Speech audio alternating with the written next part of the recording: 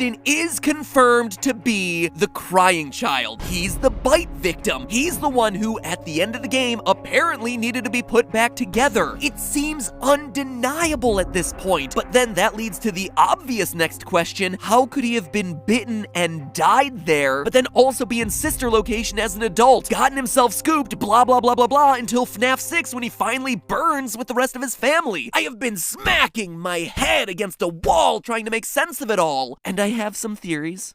Big surprise there. It's interesting. When I did my final FNAF theory, not that one, my final FNAF theory. No, not that one either. Those are technically FNAF 6 theories. God, jeez! This one! When I did this theory, I concluded that the story of FNAF was, at its core, a story about a family, the Afton family. But now it's becoming increasingly clear to me that it's really the story of Michael Afton specifically. 4 games, 1 story, like Scott said back during the FNAF 4 days so long ago. It's the story of the crying child growing up, discovering the atrocities of his father, and then trying to make amends for those. We know for a fact that Michael Afton is the main character of FNAF 1 from the endgame paycheck, sister location from the name tag and custom night. I found it. It was right where you said it would be. FNAF 6 from Henry's closing monologue, and now FNAF 4 from the survival logbook. And we're still not done. The survival logbook also connects Mike to FNAF 2. On page 56, the spirit asks, was your favorite ride the carousel? A question that only makes sense if Mike had been to the FNAF 2 location, because it's the only one with a carousel. That means that the only game without a solid connection to Mike is FNAF 3, but then there's the whole Father, it's me, Michael.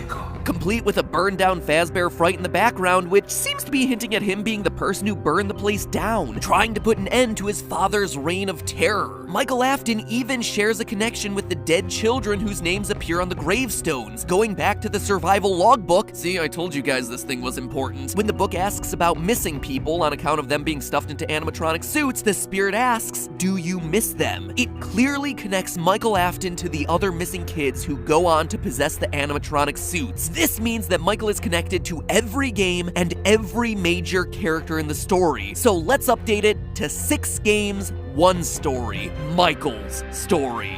Which is all very beautiful to say, but seriously, what is that story? If you've been paying attention, we still have a pretty big elephant in the room, i.e. a dead kid who somehow grows up to become an immortal purple skin suit for robot spaghetti. Oh, and if the game wasn't complicated enough, Michael might not even be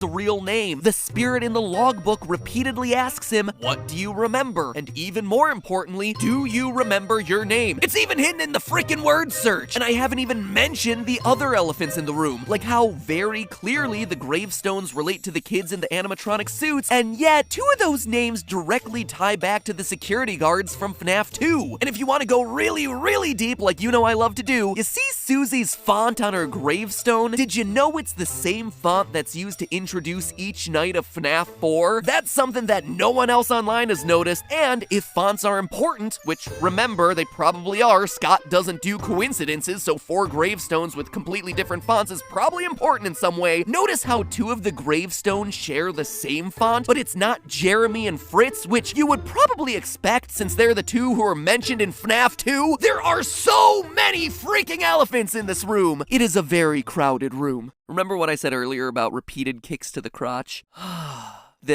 This is what I'm talking about. That said, after months of thinking about this and more kicks to the crotch than I care to mention, I think I do have an idea of what might be going on here. And it all begins in probably the most confusing place of all, Midnight Motorist from FNAF 6. When I first spoke about this minigame, I said that the mustard man here was William Afton, but I could tell that a lot of you weren't too convinced in my conclusion. And I'll be honest, I wasn't 100% sure of it either, but it was the best I could do at the time. But now, I am 100% confident that that is who we're seeing.